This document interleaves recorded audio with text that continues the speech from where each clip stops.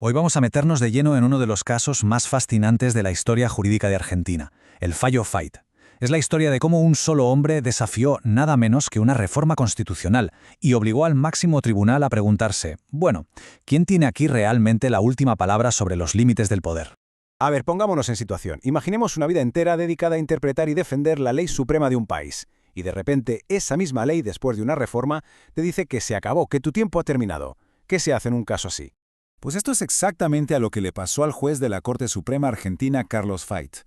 Con 91 años, en lugar de aceptar sin más la jubilación forzosa que le imponía una nueva reforma, decidió llevar al propio Estado a juicio. Y ojo que esto no era una simple disputa laboral, no, era un choque de trenes, un conflicto frontal sobre la naturaleza misma de la Constitución. Para entender bien este lío es fundamental tener claro este concepto, la inamovilidad de los jueces.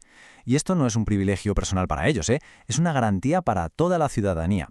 Asegura que quienes imparten justicia puedan hacerlo con independencia, sin miedo a que los echen por tomar decisiones que puedan molestar al gobierno de turno. Vamos, que es el pilar de un poder judicial independiente.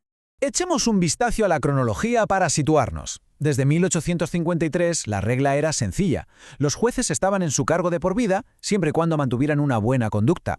El juez Fait fue nombrado bajo esa misma regla, pero claro, en 1994 todo cambia. La reforma constitucional pone un tope de edad, y 5 años más tarde, justo cuando esa cláusula iba a aplicarse, Fait presenta su demanda y da comienzo la batalla legal. Los argumentos de ambos lados eran potentísimos. Fait defendía que su derecho a la inamovilidad era una garantía ya consolidada y que, además, la convención que reformó la Constitución se había extralimitado en sus funciones. El Estado, por su parte, argumentaba que la nueva Constitución era la ley suprema, que venía de la soberanía popular y que, por tanto, sus normas se aplicaban a todos, sin excepciones. Y aquí llegamos a la pregunta del millón, la cuestión previa que lo cambiaba todo. A ver, ¿tenía la Corte Suprema, como parte del Poder Judicial, la autoridad para revisar y, quién sabe, anular una parte de la Constitución que había aprobado un órgano creado específicamente para eso? ¿No sería eso una invasión de competencias en toda regla? La respuesta de la Corte fue rotunda, y la encontró en su propia historia, en sus propios precedentes. Desde el siglo XIX, su jurisprudencia ha sido muy clara. La Corte Suprema es la guardiana y la intérprete final de la Constitución. Punto. Si hay una disputa sobre lo que dice o permite, su palabra es la última. El razonamiento de la Corte fue bastante lógico, la verdad. Su trabajo, dijeron, no era juzgar si la reforma era buena o mala, sino simplemente verificar si el proceso había seguido las reglas del juego. Es que si hay un procedimiento reglado, tiene que haber un árbitro que controle que se cumpla. Y ese árbitro, por definición, es el Poder Judicial. Y aquí está el meollo del asunto. El proceso de reforma en Argentina tiene 2 etapas muy bien definidas. Primero, el Congreso actúa como un poder preconstituyente. Ojo, no reforma nada, solo dice, oye, hace falta reformar esto, y fija un temario cerrado de lo que se puede tocar.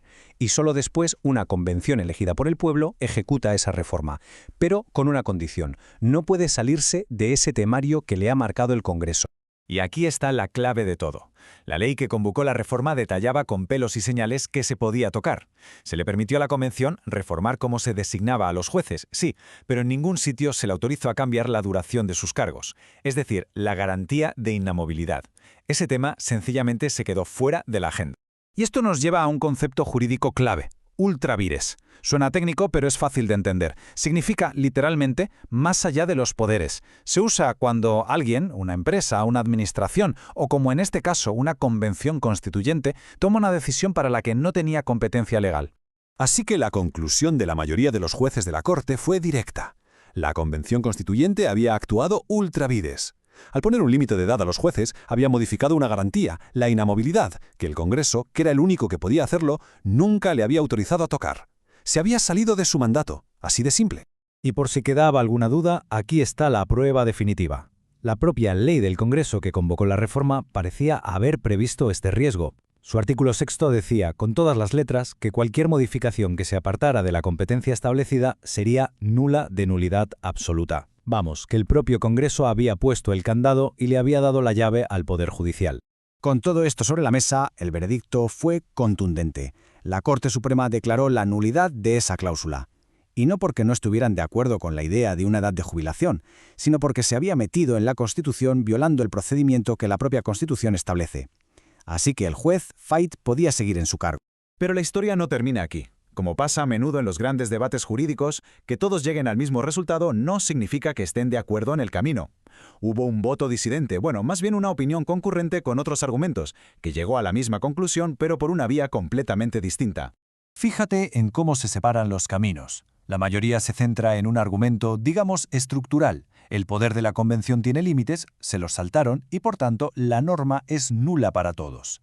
En cambio, el voto disidente se aferra al texto, a la literalidad. La norma decía que se aplicaría a los jueces una vez que cumplan 75 años. Como el juez Fait ya tenía más de esa edad cuando se aprobó, ese tiempo verbal en futuro, cumplan, pues según este juez, a él sencillamente no se le podía aplicar. Más allá de los detalles técnicos, el legado del fallo Fait es enorme.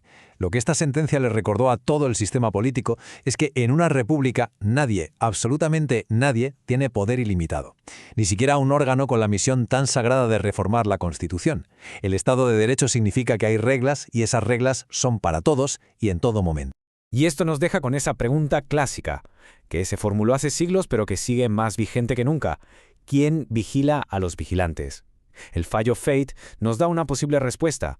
En un sistema de frenos y contrapesos, los poderes se vigilan entre sí, para asegurar que ninguno, por muy importante que sea, pueda actuar al margen de esa ley fundamental que todos juraron defender.